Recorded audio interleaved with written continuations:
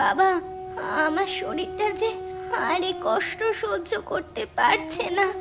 মনে হচ্ছে আমার এই জীবনটা পেরিয়ে যাবে। না রে মা, তোর কিচ্ছু হবে না, তুই কিচ্ছু চিন্তা করিস না, আমি তো আছি। কিন্তু বাবা, আমি যে আর পারছি না। আর একটু সহ্য কর, ডাক্তারবাবু এই এলো বলে, দেখবি তুই ঠিক সুস্থ হয়ে যাবি। কই কেউ বাড়িতে আছে? ও ডাক্তারবাবু, আসুন আসুন, ভেতরে আসুন। বলো তো কার কি হয়েছে, কি জন্য খবর পাঠিয়েছিলে? আমার মেয়েটার খুব শরীর খারাপ ডাক্তারবাবু, আপনি দয়া করে আমার মেয়েটাকে সুস্থ করে দিন, ও খুব কষ্ট পাচ্ছে। আগে দেখি তো তোমার মেয়ের কি হয়েছে, তারপর তো চিকিৎসা করব।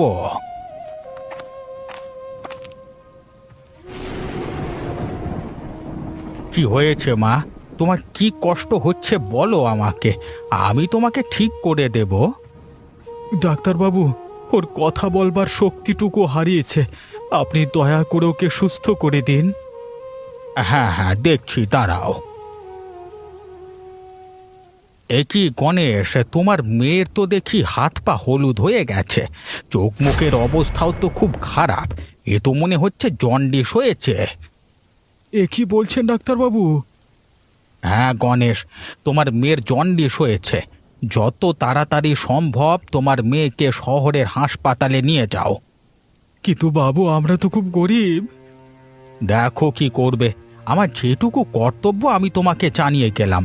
তোমার মেয়ের শহরে নিয়ে গিয়ে চিকিৎসা না করালে ওর অবস্থা আরও খারাপ হয়ে যাবে। ঠিক আছে ডাক্তারবাবু, এই ঝড় বৃষ্টির মধ্যে আমার মেয়েকে দেখে যাওয়ার জন্য অনেক ধন্যবাদ, আমি দেখছি কি করা যায়। কি কিসের আওয়াজ? এ তো তোমাদের বাড়িতে বাজ পড়লো মনে হচ্ছে।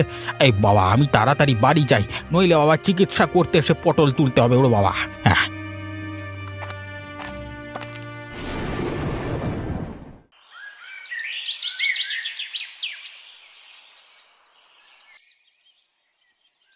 অভিরূপ বাবু, অভিরূপ বাবু বাড়িতে আছেন? একটু বাইরে আসুন, আপনার সাথে খুব দরকার আছে আমার। কি হয়েছে কে, সকাল সকাল কানের মাথা খাচ্ছিস কেন? কি বলবার আছে বল তাড়াতাড়ি। আসলে বলছিলাম মানে, আপনার কাছে কিছু টাকা হবে? ও তাই ভাবি সকাল সকাল আমার বাড়িতে কি উদ্দেশ্যে চলে এসেছিস? তা হাত পেতে ভিখিরির মতো টাকা চাইতে নাকি? এভাবে কেন বলছেন বাবু, আমি খুব বিপদে পড়ে আপনার কাছে টাকা চাইছি, না হলে আমার মেয়েটা যে মরে যাবে। আরে এভাবে কথা বলবো না তো কিভাবে কথা বলবো তোর সাথে? আর তোর মেয়ে মরলে মরবে, তাতে আমার কি? আমি কেন টাকা দিতে যাব তোকে? আমার মেয়ের নামে দয়া করে এরকম বলবেন না, আমি আপনার টাকা ঠিক সময় শোধ করে দেব। এখন কিছু টাকা ধার দিন আমাকে দয়া করে। আমি কোনো দয়া টয়া করতে পারবো না, ভিখিরির মতো সকাল সকাল চলে এসেছে হাত পাততে। তা টাকা যখন নেই তখন মেয়ের চিকিৎসা করানোর কি দরকার, পড়ে থাকুক। আমি বলছি তো আমি আপনার টাকা ঠিক সময় শোধ করে দেব, তারপরও আপনি এমন করে কেন বলছেন? আমি তো আপনার কাছে ধারই চাইছি। বললাম না, আমি তোকে কোনো টাকা দিতে পারবো না। যা, দূর হয়ে যা এখান থেকে, দূর হয়ে যা। লোকের কাছে হাত না পেতে কাজ করে টাকা ইনকাম কর। আজকে আমরা গরিব বলে আপনি আমাকে এভাবে অপমান করতে পারলেন বাবু? ভগবান না করুক আপনার সাথেও এমন কখনো হোক। আরে যা যা, শকুনের অভিশাপে গরু মরে না। কর্ম করে টাকা ইনকাম করতে পারলে মেয়ের চিকিৎসা করাস। যা, আমার সামনে থেকে দূর হ।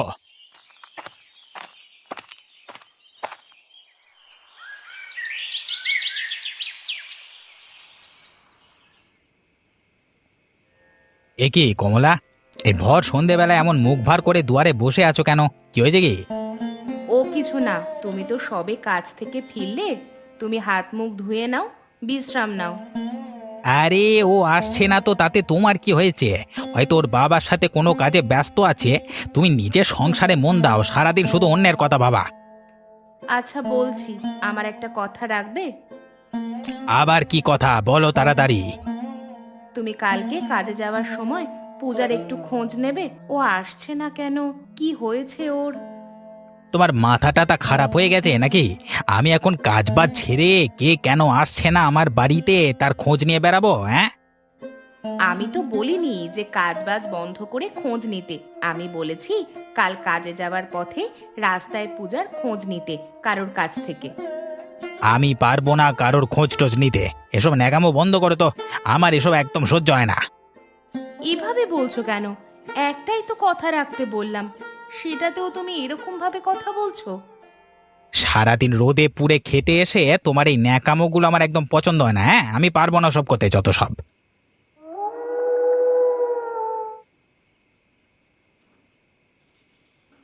ডাক্তারবাবু, ডাক্তারবাবু, আমার যে সব শেষ হয়ে গেল ডাক্তারবাবু। কেন গণেশ, কি হয়েছে কি? আমি তো আগের দিনই তোমার মেয়েকে দেখে আসলাম, সে কি আরো অসুস্থ হয়ে পড়েছে নাকি? হ্যাঁ ডাক্তারবাবু, পূজার অবস্থা আরো খারাপ হয়ে গেছে। কি করব কিচ্ছু বুঝতে পারছি না। কেন, আমি তো আগের দিনই তোমার মেয়েকে দেখে বলে আসলাম ওকে যত তাড়াতাড়ি সম্ভব শহরের হাসপাতালে নিয়ে যেতে হবে। হ্যাঁ ডাক্তারবাবু, সে তো আপনি বলে এসেছেন, কিন্তু আমরা যে বড় গরিব, আমি এত টাকা কোথায় পাবো যে শহরের হাসপাতালে নিয়ে যাব? তাহলে এক কাজ করতে পারো। আমার জানা একজন বুড়ি আছে যে ঘরোয়া জড়িবুটি দিয়ে চিকিৎসা করে মানুষের। তাই নাকি? আপনি ঠিক বলছেন ডাক্তারবাবু, তাহলে তার সন্ধান আমাকে এখনই দিন। হ্যাঁ, তুমি এক কাজ করো, তুমি এখনই তার কাছে যাও। শুনেছি তার জড়িবুটিতে অনেক মানুষ সুস্থ হয়ে গেছে। তাহলে আমি এখনই যাব তার কাছে। আপনি তার সন্ধান আমাকে দিন।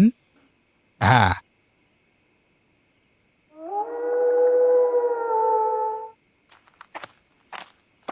বুড়িমা, বাড়িতে আছো? কে তুমি বাবা? তোমাকে তো চিনলাম না। কোথায় বাড়ি তোমার? আমি অনেক দূর থেকে এসেছি বুড়িমা। শুনেছি তুমি নাকি জড়িবুটি দিয়ে অনেক মানুষকে সুস্থ করতে পারো। সে তো বহু আগের কথা, এখন এই বয়সে আর সব মনে নেই। এ তুমি কি বলছো বুড়িমা? আমি যে বহু দূর থেকে তোমার ভরসাতে এলাম, আমার মেয়েটা যে বড়ই অসুস্থ। কি হয়েছে তোর মেয়ের? আমার মেয়ের জন্ডিস হয়েছে বুড়িমা। সে চিকিৎসা করাতে নাকি শহরের হাসপাতালে নিয়ে যেতে হবে, কিন্তু আমরা অনেক গরিব, এত টাকা কোথায় পাবো তুমি বলো? তা কারোর কাছ থেকে ধার দেনা করে মেয়েটাকে নিয়ে যা না শহরের হাসপাতালে। তুমি দয়া করে চলো আমার সাথে বুড়িমা, নইলে আমার মেয়েটা যে মরে যাবে চিকিৎসার অভাবে।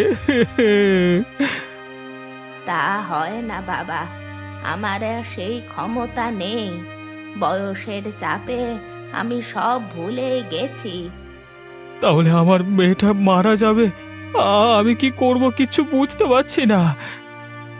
আমি আর কদিন, এক কাজ কর, আমার কাছে কিছু জমানো টাকা আছে। এই টাকা দিয়ে তুই তোদের গ্রামে একটা ঝালমুড়ির ব্যবসা শুরু কর। তুমি আমাকে ব্যবসা করবার জন্য টাকা দেবে বুড়িমা? হ্যাঁ রে বাবা, আমার আর এমনিও বেশি দিন নেই। এ টাকার হবেই বা কি? তার থেকে ভালো তুই এই টাকা নিয়ে যা, এটা দিয়ে ব্যবসা শুরু কর, আর তারপর তোর মেয়ের চিকিৎসা করিস। অনেক ধন্যবাদ বুড়িমা, আমি সারা জীবন তোমার কাছে কৃতজ্ঞ থাকবো।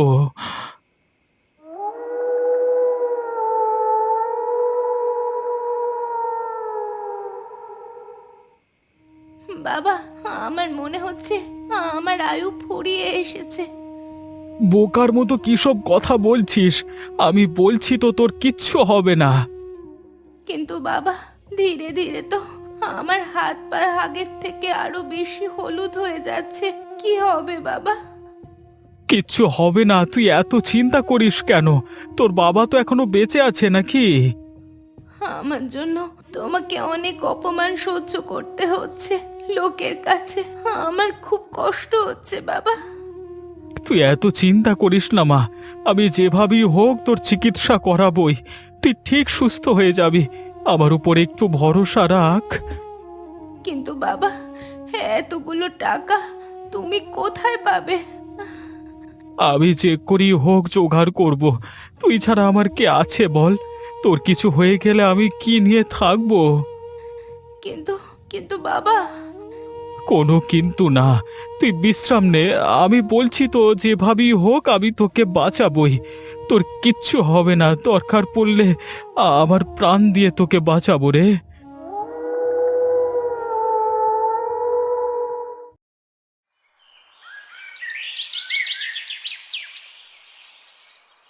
ঝালমুড়ি নেবে গো, ঝালমুড়ি, অনেক সুস্বাদু ঝালমুড়ি।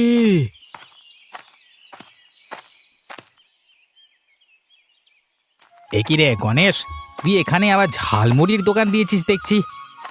হ্যাঁ দাদা, আমি আজ এই 3 গ্রামের মাঝখানে ঝালমুড়ির দোকান দিয়েছি। তা ভালোই তো লোক হচ্ছে দেখছি, তা এত টাকা নিয়ে কি করবি তুই? হ্যাঁ, ভালোই লোক হচ্ছে। কোনো কাজই তো বাদ রাখলি না, দেখছি এখন আবার ঝালমুড়ির ব্যবসা শুরু করেছিস। আমাদের মতো গরিবদের কি আর কোনো স্থায়ী কাজ আছে গো দাদা? এই যখন যেটা পাই সেটাই করি। সংসার চালাতে হবে, তাই শুধু বসে থাকলে হবে না। হ্যাঁ, কর কর, কত টাকা মারছিস লোকের কাছ থেকে? হ্যাঁ, টাকা কেন মারতে যাব দাদা? আমি তো সৎ পথে ব্যবসা করছি। সৎ পথে না ছাই, তুই যা চিটিংবাজ, তুই আবার করবি নাকি সৎ পথে ব্যবসা, জানা আছে আমার। তুমি এভাবে কেন কথা বলছো দাদা? আমার ভালো দেখে কি তোমার হিংসে হচ্ছে? হ্যাঁ হচ্ছে, কি করবি তুই? হ্যাঁ, লোকের ভালো দেখলে আমার হিংসে গা জ্বলে যায়। তাহলে তুমি পুকুরে গিয়ে বসে থাকো। আমার দোকানে কি করতে এসেছো? এই এই, আমি কি করব না করব তোর কথা মতো চলবো নাকি? হ্যাঁ, আমার যখন যাই ইচ্ছে হবে আমি তাই করব। তুই আমাকে আদেশ দেওয়ার কে রে? আমি কেউ না দাদা, আমি একজন সাধারণ ঝালমুড়ির ব্যবসায়ী। আমাকে আমার কাজ করতে দাও। লোক আসছে, তুমি দোকানের সামনে থেকে সরে যাও। ঠিক আছে, আমি এখন চলে যাচ্ছি, কিন্তু আমি এই অপমানের বদলা নিয়েই ছাড়বো।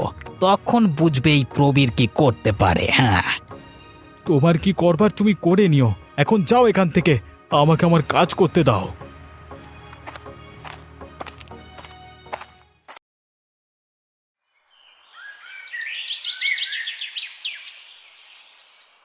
পূজা, এই পূজা, বাড়িতে আছিস? কে? কে ডাকে? ও কমলা এসেছো? এসো এসো, ভেতরে এসো। পূজা বাড়িতে নেই গণেশ দাদা, ও বেশ কিছুদিন হলো আমাদের বাড়িতে যাচ্ছে না, ওর কোনো খোঁজও নেই। তাই আমি আজ খুঁজতে খুঁজতে চলে এলাম তোমাদের বাড়িতে। আসলে পূজার শরীরটা খুব খারাপ তো, এই জন্য তোমাদের বাড়িতে যেতে পারিনি। কি হয়েছে ওর? পূজার জন্ডিস হয়েছে তো। সে কি গো, এই রোগের চিকিৎসা করাতে তো অনেক খরচ হয় শুনেছি। হ্যাঁ, ওই জন্যই তো নতুন ঝালমুড়ির ব্যবসাটা শুরু করেছি। ওই টাকা দিয়ে আমি পূজাকে শহরের হাসপাতালে নিয়ে গিয়ে চিকিৎসা করাবো। ও ঠিক হয়ে যাবে। তা বেশ করেছো। কিন্তু আমি দোকানে বেরিয়ে গেলে সারাদিন অসুস্থ মেয়েটা একা বাড়িতে পড়ে থাকে, আমার খুব চিন্তা হয়। কিন্তু কাজে না গেলে উপায় নেই, কি যে করব বুঝতে পারছি না। কিন্তু কোনো চিন্তা করো না দাদা, পূজা তো আমার নিজের বোনের মতো, ওকে আমি আমার বাড়িতে নিয়ে গিয়ে রাখবো। তুমি সত্যি বলছো কমলা? তুমি ওকে তোমার কাছে নিয়ে গিয়ে রাখবে? আমি সারাদিন ওর চিন্তাতেই থাকতাম। ওকে নিয়ে অনেক উপকার করলে, তোমাকে অনেক ধন্যবাদ গো।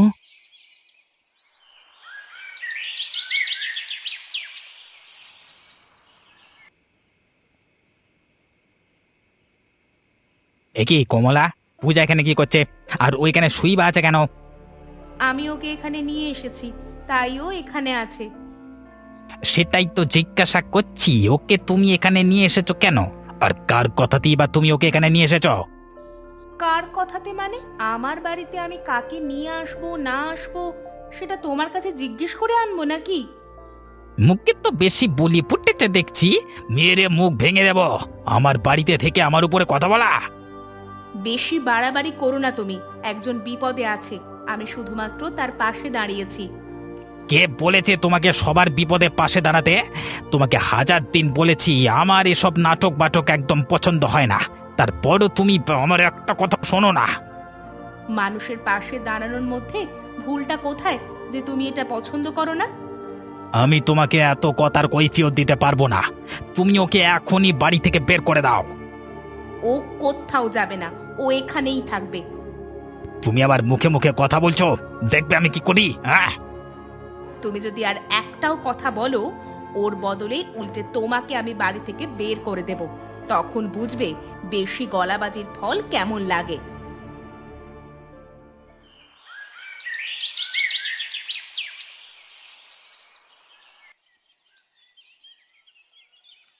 বাবু, বাবু বাড়িতে আছেন? কে ডাকে? প্রবীর, কি হয়েছে বল। গ্রামে কি ঘটে যাচ্ছে আপনি কোনো খবর রাখেন না? কেন রে প্রবীর, কি হয়েছে গ্রামে? আমি তো শুনিনি কিছু। আরে ওই ভিকিরি গণেশ আছে না, ওই গ্রামে ঝালমুড়ির ব্যবসা শুরু করেছে। তাই নাকি? সে তো ভালো কথা, এতে আবার অবাক হওয়ার কি আছে? আরে বাবু, আপনি খুবই সরল, এই জন্যই তো আপনার সুযোগ নেয় সবাই। কি বলতে চাইছিসটা কি তুই? হ্যাঁ, আরে বাবু, ও যে দোকানটা দিয়েছে আপনার থেকে কোনো পরামর্শ নিয়েছে কি? না, সে নেয়নি। তাহলে বুঝুন ওর কত বড় সাহস। আপনি গ্রামের এত বড় একজন মানুষ হওয়া সত্ত্বেও আপনাকে কিছু না জানিয়ে নিজের মতো ব্যবসা শুরু করেছে। ঠিক বলেছিস তো, আমি তো এত ভেবে দেখিনি। আমি তো সেটাই বলছি বাবু।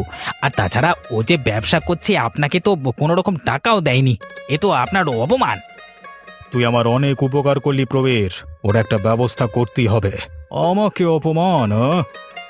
আমি তো আপনার ভালোই চাই বাবু, সেই জন্যই তো আপনাকে জানাতে এলাম। কি করবেন তাহলে বাবু?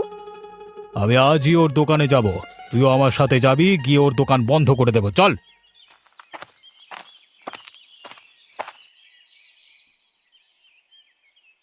এই গণেশের বাচ্চা, তুই কাকে বলে দোকান খুলেছিস? তোর সাহস কি করে হয় রে? কেন বাবু, আপনি তো বলেছিলেন সেদিন কর্ম করে ইনকাম করতে, আমি তো সেটাই করছি।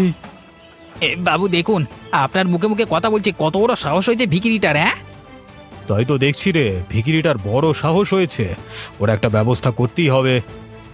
বাবু, আপনি ওর কথা শুনবেন না, ও আপনার কান ভাঙাচ্ছে।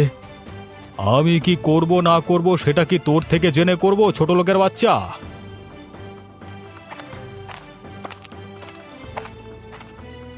তোমরা কারা? আর তোমরা ওর দোকানের সামনে ঝামেলাই বা করছো কেন? এই বুড়ি আবার কোত্থেকে উড়ে আসলো রে? হ্যাঁ, কিরে গণেশ, তোর চামচা নাকি? হ্যাঁ, আমাকে আবার জিজ্ঞেস করছে আমি কে। না বাবু, উনি তো। আরে যাও যাও বুড়ি, নিজের কাজ করো গে, আমরা কি করছি তোমাকে শুনতে হবে না, যাও তো। কার সাথে কিভাবে কথা বলতে হয় এখনো শিখিসনি? আবার বড় বড় কথা বলছিস। দেখবি দেখবি আমি কি করতে পারি। এই দেখ, দেখ তবে।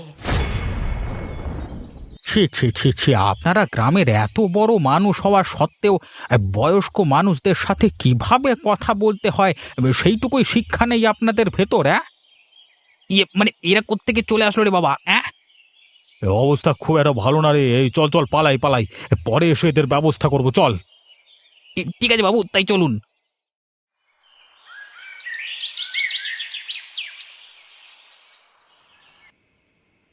এই কমলা, তুমি কোথায়? একটু এদিকে এসো তো।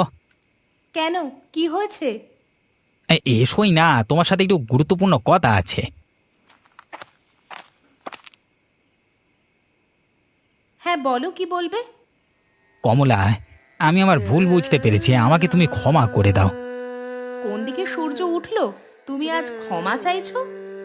এভাবে বলো না কমলা, আমি গণেশের উপর হিংসে অন্ধ হয়ে সেসব ভুল করে ফেলেছি আর কি। তা তুমি এখন কি করতে চাও? যে করেই হোক পূজাকে আমাদের সুস্থ করে তুলতেই হবে, সেই চেষ্টাই করব ভাবছি। তুমি সত্যি বলছো? তুমি পূজাকে সুস্থ করার জন্য গণেশ দাদার পাশে থাকবে? হ্যাঁ কমলা, আমি সত্যি বলছি। আজ আমি খুব খুশি, তোমার এই পরিবর্তন দেখে আমার খুব ভালো লাগছে গো। তুমি খুশি থাকলে আমিও খুশি থাকি। আমি আর কখনো কারোর পেছনে লাগবো না, কথা দিলাম। সব সময় সবার ভালোই চাইবো।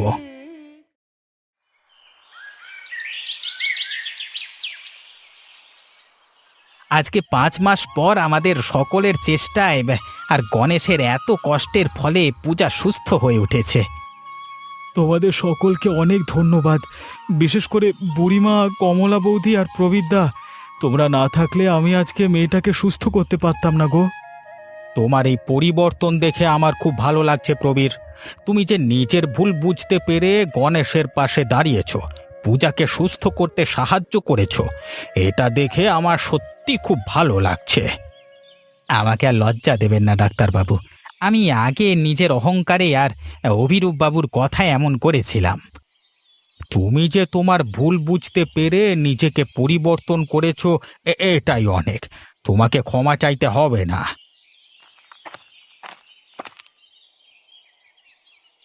আমাকে তোমরা সবাই ক্ষমা করে দাও, আমার অনেক ভুল হয়ে গেছে, আমি আমার ভুল বুঝতে পেরেছি, দয়া করে তোমরা ক্ষমা করে দাও। এ কি অভিরূপ বাবু, আপনি এখানে আর আপনি ক্ষমা চাইছেন হঠাৎ, কি হয়েছে কি? আসলে মানে তোরা সকলে এক হয়ে গেছিস, আমি একা হয়ে গেছি, তাই তাই ক্ষমা করে দে, তোদের তোদের সাথে নে ভাই। ও তাই ভাবি আপনি হঠাৎ ক্ষমা কেন চাইবেন? হ্যাঁ রে, আমাকে তোরা সবাই ক্ষমা করে দে, আমি আর কারোর পেছনে কোনোদিন লাগবো না। আর আমি প্রতিশ্রুতি দিচ্ছি, আমি আমার সঞ্চয় করবার সমস্ত টাকা দিয়ে এই গ্রামে একটা সরকারি হাসপাতাল তৈরি করব, যাতে কারোর কোনোদিন টাকা পয়সার অভাবে অসুস্থ হয়ে মরতে না হয়। আপনি সত্যি বলছেন অভিরূপ বাবু? আপনি গ্রামে হাসপাতাল তৈরি করবেন? হ্যাঁ রে, আমি সত্যি বলছি, আমি আমার জমানো সমস্ত সঞ্চয় দিয়ে এখানে একটা হাসপাতাল তৈরি করে নিজের ভুলের প্রায়শ্চিত্ত করব রে।